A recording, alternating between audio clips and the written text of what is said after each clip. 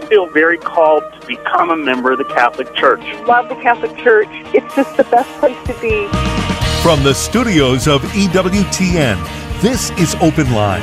In North America, call toll-free 1-800-585-9396. That's 1-800-585-9396. Outside North America, call 1-205-271-2985. You can also send an email to openline@ewtn.com. You know, Barbara, yes. Our esteemed producer, Michael McCall, he has some annoying habits that get on my nerves. I don't believe it. No, I'm telling you. One of the ones that bugs me the most is that he has this insistence on, when it's time to start the show, he insists on like ignoring me and doing his job, and it's got to stop. I'm just telling you.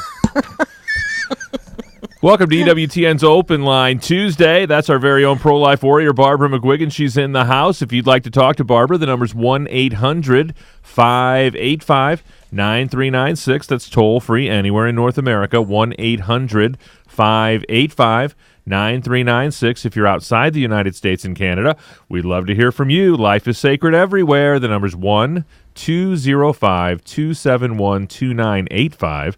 And we will put you straight to the front of the line at 1-205-271-2985. You can send Barbara an email, openline@ewtn.com. Just put Barbara McGuigan or Tuesday in the subject line, and we'll get that on the air for you. You can also text your question to Barbara. She's a 21st century pro-life warrior. You can text the letters EWTN to 55000. Wait for a response. Text your first name and your question message, and data rates may apply. I'm Jack Williams, the lovely and talented Michael McCall producing the program. Your call screeners, Mr. Matt Gubensky and Jeff Burson, handling our social media endeavors. You've already heard her. She's our host every single Tuesday, and that is Barbara McGuigan. And Mr. McCall's trying to tell me something, and I don't know what it is. So. Uh-oh. It's the beauty of the glass. I can't see through it. So, how are you, Barbara? You know what? I'm doing fine. Are you getting more settled in the hinterlands that you have? Yes, we really are. It's still very difficult, though. It's great penance. It really is. It's great penance. At first, I was looking at it like hell, but now I think it's more like purgatory. Well, that's a huge step up, my friend. I bet this is what hell looks like. People have to pack, they have to clean up their place they're leaving, and then they have to unpack and move. Oh, goodness. Well, yeah, and I'm going to be right there with you before too much longer, because with the passing of my lovely wife Susie, yes. A year and a half ago, I'm living in 1/10 of my home at this point, and it's just not a practical situation. And sure. But just the process. Yeah, just the process. That's all of a sudden, and as I contemplate getting rid of this house, now I see every imperfection that has to be fixed. And it will have to be. Yeah. And that's another thing, and it had been 17 years since we moved. So you forget. You just forget. Yeah. Anyway, right? I hear myself. Well, Barbara, as technology waits on no one, and as technology has increased over the years everywhere, and especially here in these United States of America, even the life issues are faced with things that people probably 50 to 75 years ago wouldn't have even dreamed of being an issue to deal with. When you think of technology, medical technology, and reproductive medical technology. And one of the issues that has brought to us is the whole moral aspect of surrogacy. And I know you had a few things that you really wanted to say about that here at the beginning of the program. I have more than a few, but I'll try to keep it down. I just want to give you a little background on the status of surrogacy in this country. We haven't talked about this for a long time on The Good Fight, or on Open Line as well as The Good Fight. But just yesterday, the Supreme Court is going to decide. Now, they haven't decided yet, but it was submitted to them. It had been filed, the surrogacy case, to see if they will hear it or not. We have to really pray hard that they will hear it, because it's really a critical one for life, and that's why I wanted to bring it up. If you can believe this, currently there are no national laws or any regulations or any policies regarding surrogacy. Generally, about 92% of the states allow surrogacy with various degrees of regulation. So I was really interested in this because the situation is surrogacy is moving towards legalization. That's really the bottom line. And as you might expect, Jack, the U.S. is driving the surrogacy industry all over the world, second only to India in the supply of surrogate mothers. And I felt so awful when I learned, when in my research, that in the U.S., many surrogates are military wives. Now, the poor things, why do you think they're doing this? Probably for the money, right? Yeah. So between 40 to 50% of surrogate pregnancies in the U.S. are commissioned by foreign buyers. That was new to me. And only the U.S. and the Ukraine have not passed any prohibitions on it whatsoever. You want to know why? I probably not. Just follow the money. Yeah. The cost of surrogacy in the U.S. ranges from $90,000 to $150,000. In India, it's only between $12,000 and $25,000. And actually, our government, via the State Department, has been trying to get an international treaty passed at The Hague that would keep this global surrogacy industry moving right along, because guess how much money is involved? It's $1 zillion. Well, you're almost there. I mean, you're a little over, but it's a $6 billion That's billion with a B, folks. Business. Billion with a B. Yeah, an international business, which explains why in this bustling worldwide marketplace with a lot of voices singing its praises, how quickly we easily dehumanize not just the babies, but the women involved. And this is what I learned yesterday, which is why I wanted to go into this today. Everyone is programmed, aren't they, to buy all the hype that there are no real consequences for the women who sell their bodies and the children who are then bought and sold. And I thought to myself, only Satan could come up with such a global scheme. So those who have petitioned the Supreme Court, and I just pulled up an article by the Lozier Institute, which also submitted amicus briefs, and this is a Friends of the Court idea. There's a very real case here coming up, which reveals the exploitation in surrogacy by its very nature. And I thought to myself, if the justices are going to be intellectually honest on our Supreme Court, they will clearly see how surrogacy violates not just constitutional rights, but human rights as well. So here's just a thumbnail sketch of the case. It's called MC, the initials MC versus CM. The surrogate lives in California. She's 47 years old, and she gave birth to triplets via emergency C-section 2 months prematurely last February 2016. The buyer is a 50-year-old single deaf-mute postal worker, I'm reading from the brief, from Georgia, who lives with his elderly parents, and the Lozier Institute said, in their basement. His mom is bedridden and requires daily nursing care, and his dad said before the babies were born that he would not let them into his house. The buyer asked the child to be male. Using his sperm, 13 embryos were created with purchased eggs from anonymous sellers, and 3 were implanted in the surrogate. When all 3 were healthy and viable, Jack, the buyer at first said he wanted all 3, but then reneged on that idea and demanded that the surrogate abort 1 baby, possibly another. If she wouldn't abort 2, then put another up for adoption, he said, admitting over and over again he couldn't care for all 3 babies. Now, he is a 50-year-old male. So the surrogate refused to abort and offered to take the undesired babies. But the buyer refused her offer, and his attorney threatened to sue her. At least so far, no U.S. court would ever force a woman to kill her baby by abortion. So in this particular instance, she had the courts on her side. When the high-risk pregnancy required constant medical monitoring and care, the buyer complained it was too expensive. So by now, the surrogate is bonding with these little children in her womb, as mothers are designed to do. And it's a fact, and we've studied this on Open Line, that the DNA is exchanged between the mom and her babies, regardless of whether or not the eggs were hers. So the fact is, the woman carrying the child shapes his or her identity in very permanent and significant ways, which I suppose, Jack, is why the mothers do, we have these cases, because the mothers do bond with these little kids. So it gets uglier. When the babies were born at Kaiser here in California, the Superior Court of California entered a judgment based on the buyer's attorney claiming that it was uncontested that the surrogate wanted her rights terminated when they knew that wasn't true.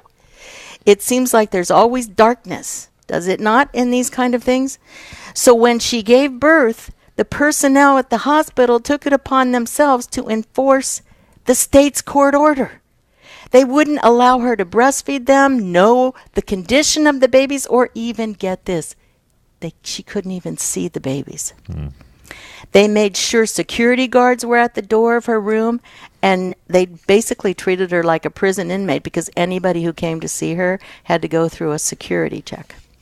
So the babies remained in the NICU for 2 months at $3,000 a day. I wonder who pays that. And not even the babies were... You do who? You and me. Yeah, taxpayers, right. Now, even before the babies were born, she refused the remaining $19,000 she was supposed to get and filed an appeal and a petition for a writ of superse dies to suspend the authority of a court to execute a judgment when she had filed an appeal. So, but it's a mess. And under the state, this is really something. The California's Gestational Surrogacy Statute Family Code, they call it Family Code, 7962, was an unconstitutional violation of the surrogate mother's rights and the rights of her children. So she sought custody of the children based not on her best interests, but on the kids' best interests. And now, finally, the Supreme Court will have to face the fact that surrogacy raises very serious ethical and even constitutional issues regarding the 14th Amendment in denial of due process or fair treatment in a normal judicial system. That's what due process is, especially as a citizen's entitlement and equal protection rights. I mean, this woman was really taken over the coals, if you ask me. So this is what I want to encourage our listeners to go to. thepublicdiscourse.com to see an excellent breakdown, which I studied by Kathleen Sloan. And wait to hear this. I was stunned to see that God, in his wisdom, chose a former member of the board of directors of the NOW and the executive director, she is now, though, the executive director of Connecticut NOW, and a consultant on third-party reproductive issues. So, I mean, when you start playing God without the wisdom of God, this is what you have. We'd love to hear your thoughts. The number's 1-800-585-9396, toll-free anywhere in North America. 1-800-585-9396. Our very own pro-life warriors in the house. EWTN's Open Line Tuesday with Barbara McGuigan.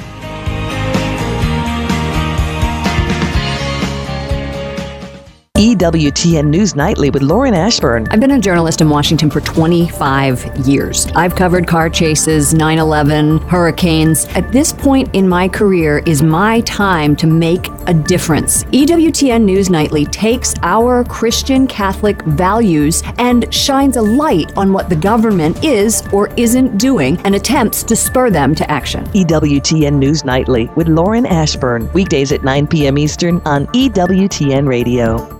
Living the Beatitudes with Father Bjorn. Blessed are the poor in spirit, for theirs is the kingdom of heaven. Mother Angelica said that the essence of evangelization is to tell everyone that Jesus loves you. Matt Fradd says that it is one beggar showing another beggar where to find bread. Are we so full of the things of the world that we can't hear or receive the gifts that God is giving to us? In Isaiah, we hear, "The Lord delights in you. I've called you by name. You are mine. You are precious in my eyes, and I love you." Well, we often don't want to hear that, and in the Gospel of Matthew, it hits us over the head even more that we're invited to be part of the kingdom of God. Jesus is king, and he's come to establish his kingdom. The Beatitudes are the 8 roads to God. They lead us with his gifts of the Holy Spirit to become the new person in Christ who will find happiness and bring that happiness to others. Blessed are the poor in spirit, for theirs is the kingdom of heaven. EWTN. Live truth. Live Catholic. Missing Catholic radio in your area? Heed God's call to get involved and start a Catholic radio station. Contact Jack Williams, 205-795-5756, or email jwilliams@ewtn.com. This is Cy Kellett, host of Catholic Answers Live. This is Jeanette DeMello, host of Register Radio. This is Bishop Robert Barron of the Archdiocese of Los Angeles. Thanks for listening to EWTN Radio. This is Open Line on the EWTN Global Catholic Radio Network. If you have a question or comment, call 1-800-585-9396. Outside North America, call 1-205-271-2985 or send an email to openline@ewtn.com. We'd love to talk to you. The number, once again, 1-800-585-9396. Toll free anywhere in North America, 1-800-585-9396. We would love to read an email from you if you'd send us one at openline@ewtn.com. You can text your question to or text the letters EWTN to 55000. Wait for a response. Text your first name and your question message, and data rates may apply. And also, if you're watching us via Facebook Live on EWTN Radio's Facebook page, or if you can go to the YouTube channel for EWTN Radio, you can type your question in there. Mr. Jeff Burson, nice person, will follow those along. Yeah, Michael McCall's taking credit for everything now. Michael McCall will monitor those things, and he will get the question up to me. Hey, he's so insecure today, Barbara. I don't know what's going on with him. 1-800-585. You better stop picking on him. You know what it is his lovely, far more lovely than he deserves, wife Alicia, is entering the 3rd trimester of her pregnancy with their first child. Yeah. And has the gender reveal party gone to everybody? We got a little boy McCall coming on the scene. Yes, I was told that. Isn't that great? It's awesome. It's awesome. But I think that in her current state of maternity, that she's maybe not attending to Mr. McCall's every whim the way she maybe once did, and he's seeking to pick up the slack here with me. And quite frankly, I don't like it. So you guys, I would take 10 more, just like Michael McCall. There you go. So when you're on when you're on Facebook or on YouTube, type your question in there. Mr. McCall will get that up to us today. We said, Barbara, that these are the types of things that come with technology that we never thought that we would probably not so long ago ever have to deal with. But the thing that gets lost in all of this, when you're reading the story and you're talking about the various positions of the parties and everything like this, the dignity of the infants, there you go, is what is always lost in the shuffle, right? Right, and that's the truth. If you read Donum Vitae, which is a 1987 document of the Congregation for the Doctrine of the Faith, it talks about, in vitro fertilization, surrogacy is contrary to the unity of marriage and to the dignity of the procreation of the human person. And when you look at this, because see, the secular culture, Jack, just portrays the world of in vitro fertilization, or IVF, as we often call it, as a great advance for mankind. And then you hear disturbing news on CNN that a surrogate was offered $10,000 to abort her baby, and then you come to learn the facts that the baby was disabled in some way. So the surrogate mother didn't end up getting the abortion, by the way, even though she bargained with the couple, asking for $15,000 instead of $10,000. But after the mother had second thoughts, she explained how people told her she was bad, she would go to hell, she should have an abortion. So who cares about the baby? See, this is one of the biggest problems. See, we're not products. A person manufactured by anonymous sperm banks, egg donations, IVF, egg donations, that's another issue. IVF and surrogacy starts life with 1 foot in a bucket, if you ask me. These kids want to know, who's my real father? Who's my real mother? What about the 8 other embryos? My brothers and sisters who were killed off before implantation. I mean, so the church teaches that the child's right to be born of a father and a mother known to him and bound to each other in marriage. That's straight out of the catechism. That is a child's right. So in the world, okay, they scoff at this teaching. I agree with you. But it depicts the child as nothing more than an object over which, all these conflicting engaged couples we talked about her, I know, on Open Line before. Sofia Vergara, is that her name? Right, that's right. Engaged couples, they split up, or, who's the other one? That lady on The View, which I can't stomach that, but The View. But anyway, she used to be on The View. I don't think she is anymore. They had all these eggs and fertilized eggs, little embryos in their concentration little camps. Right, little humans. And then they were married for a year, but they got divorced. So she said, she was another one, just dump them, get rid of them. So, oh, my goodness. And I know there are a lot of important things. I know there are other possibly more important things that people would say that we should take a look at. But if we don't get the dignity of the human life right, none of these things are going to matter. Nothing else will matter. It's right down to the dignity of the human person. I'm glad you brought that up, Jack. 1-800-585-9396 is our toll-free number, 1-800-585-9396. Again, if you're outside the United States and Canada, we'd love to hear from you. Your number is 1-205-271-2985. That's 1-205-271-2985. Send us an email, openline@EWTN.com, or you can text your question to Barbara. Text the letters EWTN to 55000.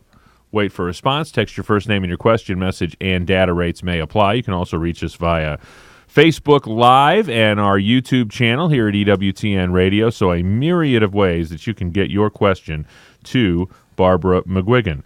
Go ahead, Barbara. I'd like to ask our listeners if they are familiar with this surrogacy case or a surrogacy case, and just to see, because when you consider just in the state of California alone that it is written in the gestational surrogacy enabling statute that the surrogate, which blows my mind that we even have that. I know, but what it says is the surrogate must surrender custody and submit to the termination of her parental rights in favor of an intended parent who is not required to be genetically related to the child. Okay? The Supreme Court could overturn this baloney sausage. Then they say that the statute requires a court to enforce the contract despite objections by the mother, despite any parental unfitness of the intended parent, and regardless of whether enforcement of the contract is contrary to the children's best interest. Like, it doesn't even matter in a court of law in the state of California if you have a situation like this one, really, where these little kids, if all 3 of them were taken by the donor, or the father, right? It doesn't matter. The child has no rights. So I guess this all goes back to, I want to hear what our listeners have to say about this, because I'm just astounded. And hey, I know all about infertility. I've done a couple really wonderful shows on infertility on The Good Fight, Jack. Mm-hmm. It's a mighty big cross. I mean, the suffering of a stillbirth baby or a miscarriage, I've had 2, I know they're some of the most difficult moments of your life. I think that's why when we bring up this surrogacy idea, so many people see it as a blessing. And because for the parents who aren't able to have a child, at least not yet, right? But the way to respond to such a cross, we bear it in such a way that is in accord with human nature, that honors marriage. We must honor the marriage covenant, right? So, anyway. Jonathan wrote in on YouTube very quickly, Barbara. He just wants to know the name of that document that you mentioned from the Congregation for the Doctrine of the Faith. Donum Vitae, Donum Vitae, Vitae.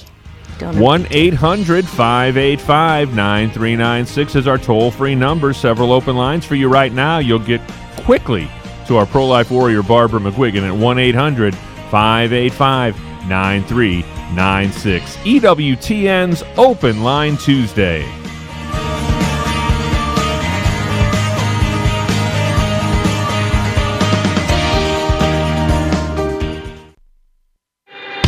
Jerry Usher. I'm really a revert. There are a lot of converts on Catholic radio, a lot of reverts, those who have come back to the faith.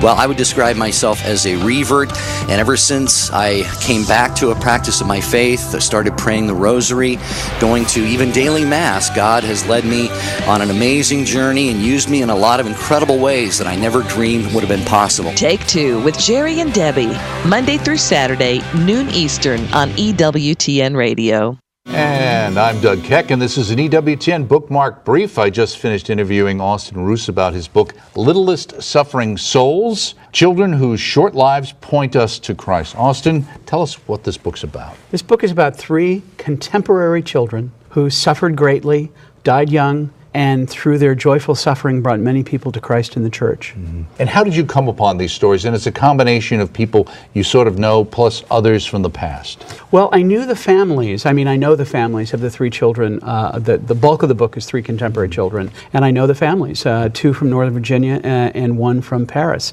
I've worked with the fathers of these families on Catholic and political issues and just learned the stories of the children. Littlest Suffering Souls. Thank you so much, Austin. Pleasure. That's the title of the book published by TAN, subtitled Children Whose Short Lives Point Us to Christ, available through the EWTN Religious Catalog, EWTNRC.com. Look for the whole interview coming soon to EWTN's Bookmark. Thanks for joining us. The wisdom of Mother Angelica. The blood of Jesus shed on the cross healed all our wounds. A lot of people say, well, I can do what I want. I can commit any sin. Jesus saved me. You can't be presumptuous. All holy God cannot allow you to sin or give you the right to sin by dying for you. That doesn't make any sense. For more information on Mother Angelica, visit Religious Catalog at EWTNRC.com. EWTN. Live truth. Live Catholic. This is Open Line on the EWTN Global Catholic Radio Network. If you have a question or comment, call 1-800-585-9396. Outside North America, call 1-205-271-2985 or send an email to openline@EWTN.com. Michael McCall is going to make me, he has mandated that I watch Mother Angelica Live Classics tonight. Because their mother is talking about enemies, and he said that based on some of my comments during the program today, that he feels like I've made him my enemy. So he wants me to watch this and get straightened out by Mother Angelica herself, and that's tonight at 8 Eastern Time on EWTN Radio and Television. Trevor's watching on YouTube, Barbara, and he says, "How do you show a person that euthanasia is not a mercy killing?" Well, that was how they defined it in the dictionary, Webster's dictionary, a long time ago, that euthanasia was a mercy killing. All you have to do is look at assisted suicide, for one. Look at what, just how they go about it, how they recommend that they go about it with, taking some kind of a drug and then putting a plastic bag over your head. I'm serious. This is recommended by the, what is it? The society, the Hemlock Society. Hemlock Society, sorry. Yeah. But you know what? I like that you brought this question up because we had a question on The Good Fight with Father Robert Spitzer, not last Saturday, but the Saturday before. A friend called in of a lady who was wanting to kill herself. She had a very terrible skin condition, and it was unbearable pain. It reminded me possibly of shingles and, the phantom pain from shingles. I don't know. But she asked Father, how would she talk to this person? Because she doesn't want any, how did she put it, no God talk or anything like that. She wouldn't listen. She wouldn't listen to it. But what Father recommended was, I thought, very good, and I even printed it off. I haven't read it yet, but Science, Medicine, and Near-Death Experiences. If you go to magicenter.org and you put in Science, Medicine, and Near-Death Experiences, all you have to do is read about these, and it totally changes the way you look at death, for one. magicenter.com. And then he said, get her the spontaneous prayers. That's also on magicenter.com. And they begin with Lord, because if they don't begin with Jesus, but even in the Jewish faith, Lord is the God of all. So just they begin with Lord. And then he suggested biofeedback methods that you could Google biofeedback methods. And anyway, so he had like 3 points to give to this person, and it was a good thing. We got a great call coming up, Barbara. Beth is in Seattle, Washington. She's listening on Sacred Heart Radio. Yes. Beth, you're on with Barbara McGuigan. Hi, Beth. Hello, Beth. Hi. I'm too ashamed to actually give you my real name, but I had been in my mid-20s. I wasn't a Christian back then and had really no moral beliefs. I had a boyfriend that wanted me to be a surrogate for $10,000, and I did it. I did it twice. Now, I wasn't able to become pregnant, and I didn't know why then, because before that, I had abortions. So I was fertile, and then I go in for the surrogacy, and wasn't able to become pregnant, and was sued by the couple because they thought I was doing something to stop it, which didn't occur. I know, isn't it? It's something I'm so ashamed of now, and I tried to become pregnant till age 39 when I had an emergency hysterectomy. Now, that's when I became a Christian. Yes. Okay? Praise God. Then I became a Catholic. I'm now 60, and I became a Catholic about 5 or 6 years ago. Praise God. Welcome home, would Beth. not have survived. I know I had come close to suicide. Aww. I would not have survived. I know that I could not have possibly lived with this shame if I had become pregnant. God says He gives you more. He won't give you more than what you can handle. Well, my infertility and never having children is God sent. Because if I had a child through surrogacy, I couldn't have lived through it, of giving that child up. Well, it's a difficult thing because of the bonding, huh? It's a difficult thing. Well, I know it now, even though I know about to have children. Yeah, and being the surrogate, people don't I just don't know if anyone's heard from that side about, you're not thinking clearly when you agree to do that and do it for money. How horrifying. I'm so thankful to God that I did not become pregnant, that it didn't work. What a grace that was for you, huh? Yeah. So you actually miscarried the babies. You miscarried the babies. Were they when they implanted the embryos? No, I did not become pregnant. I had 2 in vitro fertilization. Oh, okay.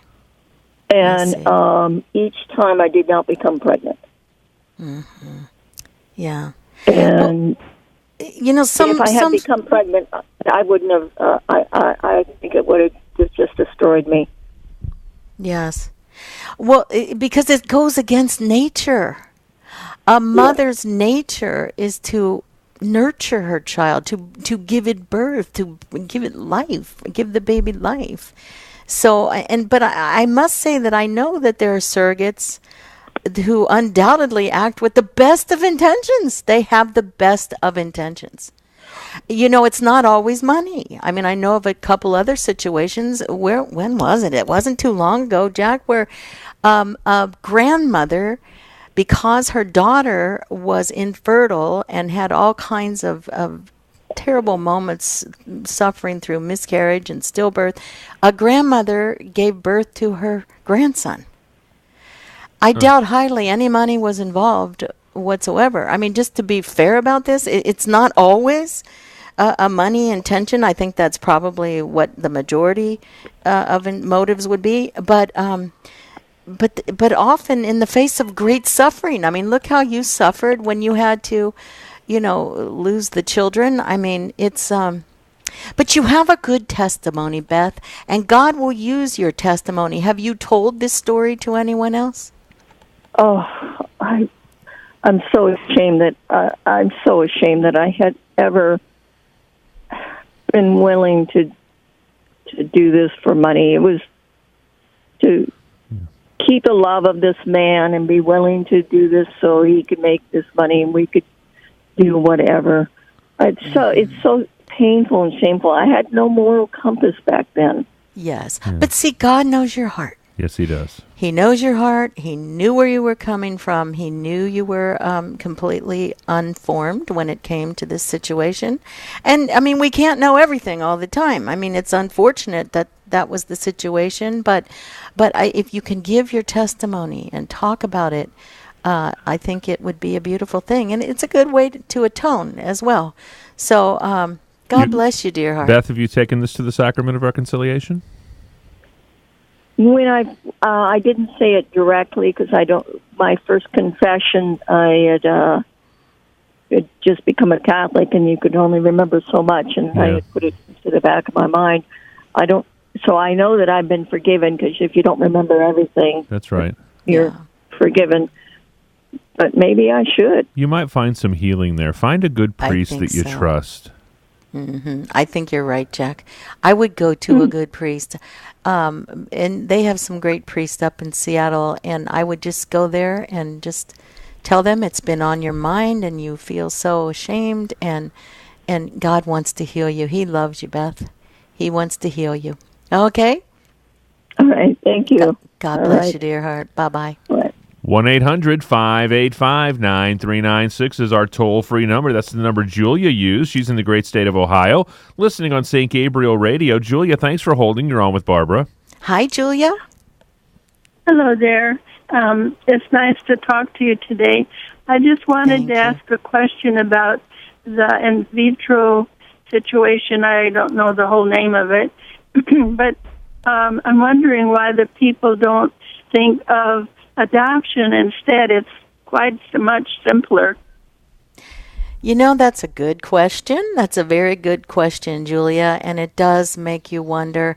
I know that there aren't as many babies, possibly, as there used to be that are able to be adopted. And when you see all of the young women that do not choose to abort, thanks be to God, often they're young little gals, and in my experience with counseling them, they see this baby as someone that will love them. They have all kinds of emotional motives to keep their babies.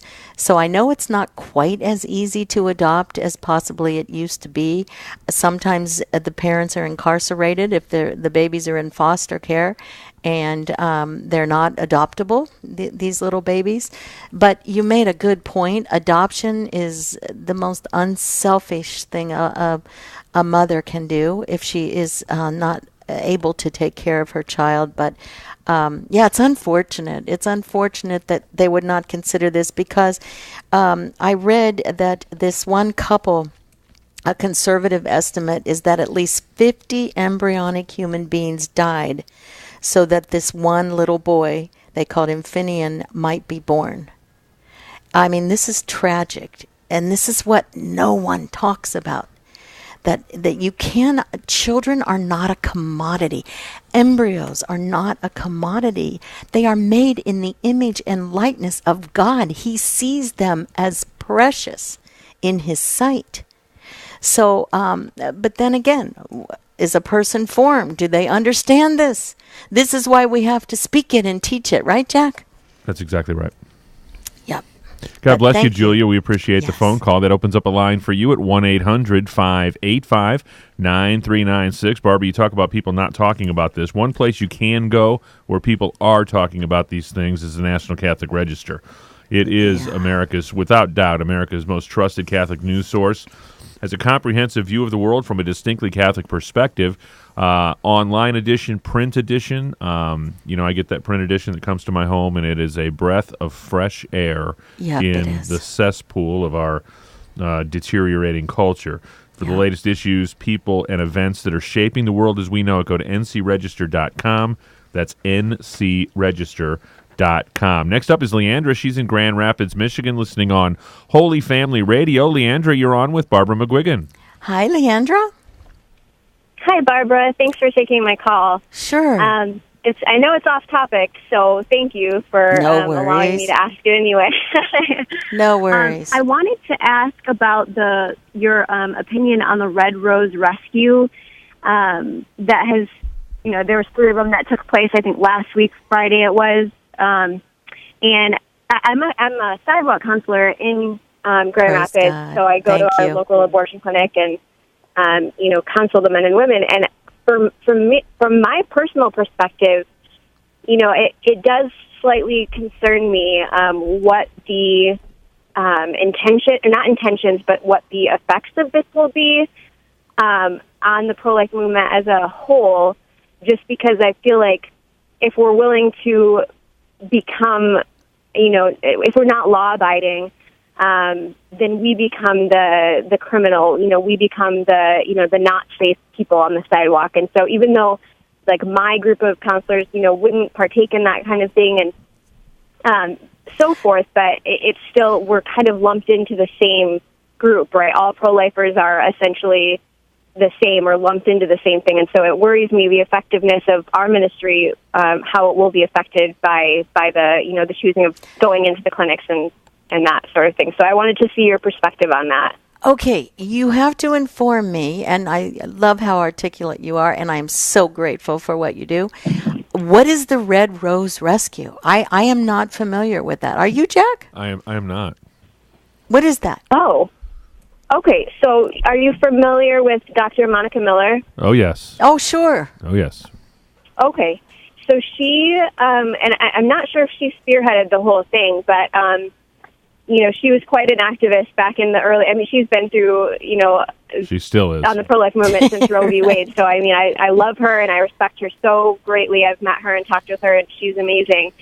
But I think, her and 3 other groups in 3 different cities. One of them was in Sterling Heights, Michigan. Mm-hmm. And then I think one was in Virginia and one was New Mexico, maybe, had gotten groups together of people to go into the abortion clinics with red roses, and they had, life-affirming notes attached to the roses, and they would, they went up to the women that were waiting in the waiting room and tried to talk them out of the abortion right there. And they were peaceful and they were loving.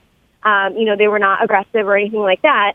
So, their approach was still peaceful and loving in its intention. However, they were breaking the law just by trespassing.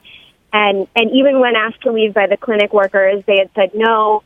And then, police had come and even said no to the police officers, just to sort of make that stand of, no, we're not leaving, because even though this is, man's law, essentially, that, says that we're trespassing, kind of we follow God's law of these unborn are going to their death, and we stand in unity with them. So, so they refused, and they were all arrested, and, they were released, but, they still may face charges from the FACE Act. They will. They will. And possibly serve federal prison time. And so, for me, this just concerns me as somebody who's on the sidewalk weekly, and gets into conversations with some pro-choice individuals. And this is the kind of thing that they fear, is that, even though I know Monica Miller's heart and her intention, and I'm sure everyone else from these groups that went in there, were really honestly trying to reach out in love and life-affirming options for these women, it still is considered breaking the law. And they were arrested. And now, to these women that were in the clinic, I can see how they would look fanatical, right? If I were I think we get where you're coming from, Leandra. What say you, Jailbird McGuigan? You're talking to a jailbird, Leandra. Surprise! I was arrested, but I was praying in front of a clinic with about 40 other people on Good Friday. And it was extremely painful, my arrest. They pulled my arms and hands, tied them with one of those tight wrap things, that you... I don't know what they're called. Cable ties. Yeah, is that what they're called? Okay. Yeah. It was very painful and thrown into a police van. And I was arraigned and I was sentenced to 2 weeks in jail and 40 hours of community service, or I could pay the abortionist $500. And of course, in conscience, I could not do that. My husband, of course, wanted me to do it, and I just said, you're just going to have to deal with me right now, because in conscience, I cannot pay a man who kills babies for money or kills babies not for money. It wouldn't matter who kills babies, period. I could not do that. So I hear what you're saying. I understand it. You have to be a person who is willing to be arrested, which I was with my daughter, who at that time was a senior at junior at Steubenville, and she had already been arrested with Joan Andrews 5 or 6 times. And Father Mike Scanlon, the president of the great University of Steubenville, Franciscan University, he said, okay, if this is your vocation to be, arrested. Now, we were peaceful. We were very peaceful, but we were blocking the doors so that the ladies who were going in to kill their babies had plenty of sidewalk counseling, and we turned many ladies away. Many babies were saved. It's a means of saving unborn children. It's a means, but you have to be willing and dedicated to being arrested and serving, having the consequences. I didn't spend that much time in jail. It was a little over 48 hours. God did not want me in there any longer. I have a lot of jail stories in that 48 hours, but it was the sort of thing where then my husband said, you will not do this again. And of course, I had to defer to my husband. So I wasn't able to, so I went as prayer support for the rest of the time. It is a way. And it's a brave way. There are people in Canada. There's one very famous lady in Canada. I can't think of her name now, but she's been arrested so many times. But Father Scanlon, back to him, he said, okay, if this is your vocation to rescue. But he said, if your vocation and your parents are paying the tuition for your vocation to be a student, then you need to focus on your studies. So that's the way he put it. It is a way. It is a way. It saves babies. It saves mothers. I never normally just say just save babies. You can't save one without the other, and I know you must know that, Leandra. So, but I would talk to Monica. She's a very reasonable person. And once they start going through, they have families. I would assume, Jack, Monica has a family. Yep. Your family has to come first. And in my case, that was the reason why I had to stop rescuing. Does that make any sense? Did I make any sense at all?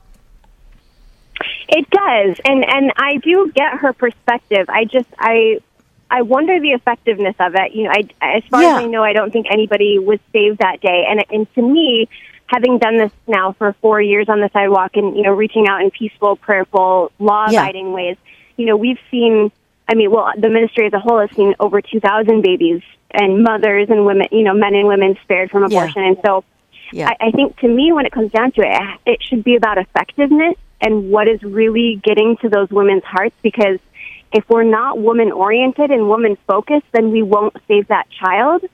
Right. And so when you know what? It, they could argue with you about that, because we don't know how many of those young ladies in there that received a red rose were saved from abortion with their babies or not. We really don't know, right? Or did you ever get... Yeah, it's a way to save babies, put it that way. You just have to be willing to suffer the consequences, and there will be consequences. God bless you, Leander. We appreciate the phone call. We'll head to Maria now. She's in Seminole, Florida, listening on Peace Be With You Radio. Maria, you're on with Barbara. Hi, Maria. Hi, Barbara. The reason I was calling is because I heard someone say, well, why is it that why do the surrogacy instead of adoption? Huh? Sure. And, well, I thought about it, and I thought, I got to call in, because I was never a surrogate, and I never did surrogacy or anything like that. But I do have a friend who has 3 daughters, and all of them are through surrogacy. And what happened with her is that when she first told me about this, she was telling me how she couldn't get pregnant. They started to go through IVF. And I started to do the math in my head, of how old her oldest daughter was at the time. And I said, well, wait a second, how old were you when you were going through this? And she said, I was in my 20s. I said, well, wait a second, didn't anyone do any genetic testing on you? Sure. And she said, hindsight's 20/20. I said, are you kidding me? A 20-year-old, I said, I'm not a physician, but a 20-year-old comes to me and she can't get pregnant. You'd be, my little guinea pig. I'd be trying to figure out what the heck's going on. I'd get you to Dr. Hilders. It's not like, a 40-year-old trying to get pregnant. You know what I mean? Right. This is, right. a little bit of common sense they just here. don't know. It looks like a quick and easy thing. We can't even wait for cheese to melt, right, in this culture. So it looks like it'll be quick, it'll be easy. But the bottom line is this. Every child conceived has a natural right to be conceived through an act of love, to be nurtured in the womb of his own mother, and to be birthed by his own mother. And that's why surrogacy offends these basic rights and deprives him or her, we got to put them both in there, of the dignity of being, as I said earlier, carried, nurtured, and birthed by his own mother, who is married to his own father or her own father, who love each other. See, otherwise it goes against nature. No matter how good the intentions were, it goes against human nature and divine law, right?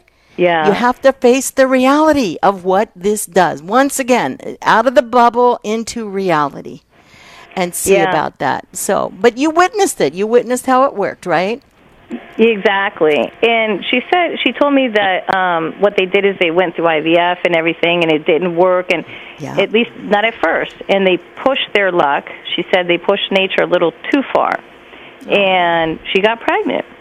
And baby was born. She seemed to be fine. 2 days later, she died. And that's when they realized that she had some type of genetic issue because of something that her mom, was exposed to or took or whatever in the 1970s. And so she, that's when they realized, then they did some genetic testing on the baby. Yeah. And that's when they did genetic testing on her and her husband. And oh my goodness, Maria, I thank you so much for calling. I hear you. It's so sad. Jack, I let you close the show. Well, on behalf of our host, Barbara McGuigan, our producer, Michael McCall, call screener, Matt Gubensky, I'm Jack Williams. Thanks so much. And Jeff Burson, nice person, taking care of our social media endeavors. No, he's off today. That's right. Oh, that's what you're throwing a fit about. I got it now. All right. It only took me 55 minutes. But on behalf of our whole team here at EWTN Radio, we hope you enjoyed it as much as we enjoyed bringing it to you. Back at it tomorrow. Father Mitch will be in the house. Until we get together then, God bless.